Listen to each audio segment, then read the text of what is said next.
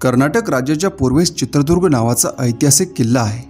हा किल्ला त्याच्या भव्यतेसाठी आणि ऐतिहासिक महत्त्वासाठी प्रसिद्ध आहे। यासोबतच चित्रदुर्ग किल्ल्यापासून 36 किलोमीटर अंतरावर डोडेरी हे छोटंसं गाव आहे। या गावाजवळील डोडेरी किल्ला आज ओसाड पडला असून या किल्ल्याचा इतिहास कोणालाच माहीत नाही।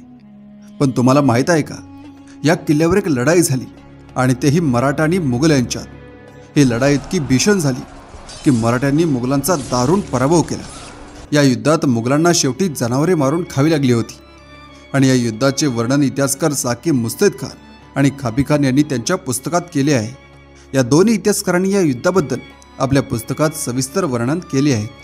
आता आपण त्या युद्धाचा इतिहास पाहूया, ज्यात मराठ्यांच्या भीतीमुळे मुघल सैन्याला आपली सर्व शक्ती पणाला लावावी लागली आणि शेवटी त्यांनी आपला जीव वाचवण्यासाठी स्वतःला किल्ल्यातच कोंडून घेतले।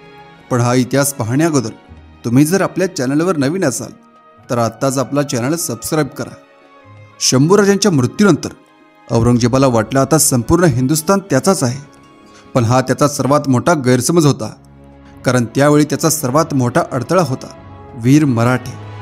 औरंगजेबाला वाटलं की मराठ्यांचा पराभव झाला नाही तर त्याचा विजय अपूर्णच राहील, म्हणून त्याने लाखो मुघल सैनिक एकत्र केले आणि मराठ्यांच्यावर हल्ले करण्यास सुरुवात केली। यावेळी स्वराज्याचे छत्रपती होते राजाराम महाराज। ते मुघलांचा सामना करीत होते, परंतु केवळ महाराष्ट्रापुरतेच मर्यादित राहून मुघलांचा सामना करणे अशक्य होते। त्यामुळे राजाराम महाराजांनी तमिळनाडूतील जिंजीचा किल्ला स्वराज्याची दुसरी राजधानी बनवली। औरंगजेबाने या किल्ल्याला वेढा घालण्यासाठी जुल्फिकार खानाला पाठवून दिले। जुल्फिकार खानाने किल्ल्याला चारही बाजूंनी वेढा घातला, पण शूर मराठा सेनापती संताजी घोरपडे यांनी आपल्या सैन्यासहित किल्ला वाचवण्यासाठी तमिळनाडूकडे प्रयाण केले। औरंगजेबाला ही बातमी मिळाल्यावर त्याने अत्यंत क्रूर आणि युद्धात पारंगत असलेल्या कासिम खानाला कर्नाटकात पाठवून दिले। कासिम खानाने संताजींचा मार्ग रोखण्याची योजना आखली। यामध्ये त्याने हत्ती आणि घोडे बरोबर घेतले आणि कर्नाटकातील तलाकू गावाजवळ आपल्या सैन्यासहित संताजींचा मार्ग रोखण्यासाठी तो वाटेत थांबला। पण जेव्हा संताजी आपल्या सैन्यासहित आले आणि कासिम खानाच्या सैन्यावर चालून गेले, तेव्हा मुघल आणि मराठ्यांच्यात भीषण युद्ध झाले। कासिम खानाने मुघल सैन्यासह मराठ्यांचा सामना केला तेव्हा त्याला मराठ्यांची ताकद लक्षात आली। या युद्धात त्याचा सपाटून पराभव झाला। मग त्याने एक योजना आखली। तेथून जवळच डोडेरी किल्ल्यामध्ये जाण्याचा निर्णय घेतला। कासिम खानाला युद्धात मराठ्यांच्याकडून मिळालेल्या पराभवामुळे त्याला इतका त्रास झाला की त्याने स्वतःला डोडेरी किल्ल्यात बंद करण्याचा निर्णय घेतला। कासिम खान स्वतः तर किल्ल्यात गेला, पण बाकीच्या सैनिकांना मरण्यासाठी त्याने बाहेरच सोडले। जवळच चित्रदुर्ग किल्ल्याचा राजा ब्रह्माप्पा नाईक याने कासिम खानाचा मराठ्यांकडून झालेला पराभव ऐकून त्याने मराठ्यांशी जुळवून घेऊन कासिम खानाविरुद्ध आपले सैन्य पाठवून दिले। यानंतर संताजी घोरपडे यांनी कासिम खानाचा पाठलाग करून डोडेरी किल्ल्यावर पोहोचून तिथेही मुघल सैन्याचा नाश केला। संताजींनी आता ठरवलं होतं की या डोडेरी किल्ल्यातील मुघलांना असा धडा शिकवायचा की मराठे हे नाव ऐकून त्याची तारांबळ उडाली पाहिजे। मुघल सैन्य किल्ल्यात बंदिस्त झाले होते आणि मराठ्यांनी किल्ल्याला चारही बाजूंनी वेढा दिला होता। किल्ल्यात मुघलांकडे फक्त पाणी आणि फारच कमी रसद शिल्लक राहिली होती।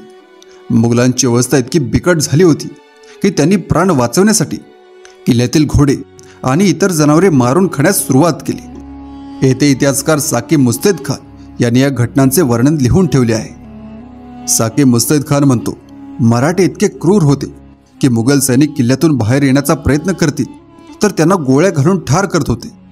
म्हणजे मराठे मुघलांना किल्ल्यात तडफवून मारणार होते। मुघलांना किल्ल्यात खायला काहीच नव्हते आणि ते हळूहळू उपासमारीने मरू लागले होते। कासिम खानाची प्रकृती अधिकच बिकट झाली होती। मग काय, शेवटी त्याने 20 नोव्हेंबर 1695 रोजी फाशी घेऊन आत्महत्या केली। त्याच्या मृत्यूने किल्ल्याच्या आत असलेले मुघल अगदीच खचून गेले। त्यानंतर मुघल सैन्याची अवस्था अधिकच बिकट झाली। मराठ्यांनी किल्ल्याच्या बाहेरून होणारा प्रत्येक रसद पुरवठा बंद केला होता। मुघल किल्ल्यातून पैसे द्यायचे आणि मराठे त्यांना त्याच्या बदल्यात अन्न द्यायचे। असं करून मराठ्यांनी मुघलांकडून खूप सारे पैसे उकळले। मग काय, शेवटी पैसेही संपले। आता मुघलांची अवस्था अतिशय वाईट झाली होती।